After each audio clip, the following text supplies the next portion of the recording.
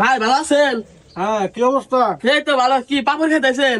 খাবা নাকি? না ভাই আমার কাছে না ভালো লাগে না, আমি না খাই না। পোলাহান মানুষ জিনিস তো না আমার কাছে ভালো লাগে না। চিন্তা আপনি বড় মানুষ পোলাহান মানুষের জিনিস খাইতেছেন, ভালো লাগে না? না, এমনি আর কি খাইতেছি। না খাবেন কা, ভালো জিনিস খাবেন। কত তিতা, আমি কত কষ্ট করে খাইতেছি, ভালো জিনিস খাবেন। আপনি পোলাহানের জিনিস এত খাবেন, এত তাড়াতাড়ি শেষ করে হলাইলেন। ওই খাইলাম আর কি। আরো কিছু খাইবা তুমি?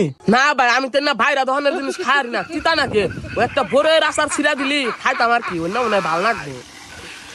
আচ্ছা ঠিক আছে। দেন ভাই, এর না মনে হয় ভালো লাগবে না, আমি আনলাম খালি এমনি টেস্ট করে আনি গা, আপনি আর কিছু মনে করেন না। আরে না, আমি কি মনে করবো, খাও। হে ভাই, আপনারা কইলাম না ভালো লাগবে না, এর নাও ভালো লাগে না, তিতে।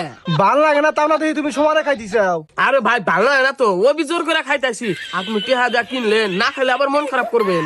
না ঠিক আছে, খাবেন থাকে, আপনার খারাপ না। এই ছোট গোলামের জিনিস খায় আপনার আবার মুখ নষ্ট হবো। আমি খাই ভাই, আমি তো না বাইরে ধরনের জিনিস খাই হারি না, কারণ আপনি দুটা জিনিস দিচ্ছেন, জোর করে খাইলাম। এক কাম করেন, একটা ভালো জিনিস কিনা দেন, বাড়তি নিয়ে যা বাড়ির ব্যাগকে মিলা খাই। আচ্ছা হোক। এ না দোকানের জিনিস তা আমিও পছন্দ করি না, আমি বাড়ির লোক পছন্দ করে না। হ্যাঁ, আপনি যেহেতু দিবার চাইতেছেন দেন, বাড়ির লোক না খাইলে আমি দি খামুনি জোর করে।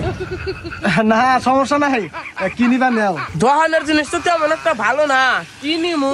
তাহলে যে দুটা কলা নিয়ে যাও, বাড়ির লোক পছন্দ করবো নি। আরে ভাই, দুটা ফলাই তার হবো না, ব্যাগটা নিয়ে যায়। এই ধরেন কলার টিয়াটা নেন। ও ভাই, একটা কথা কইতে তো ভুলে গেছি গা। কি কথা? ওই যে হসুর বাড়ি থেকে দাওয়াত দিছে তো, বিকাল বেলায় যাবেন গা চাইছি। আমার হাতে তেমন টিয়া পয়সাও নাই, আপনি যদি আমার কিছু টিয়া দিয়ে একটু সাহায্য করতেন তাহলে খুব উপকার হইতো আমার।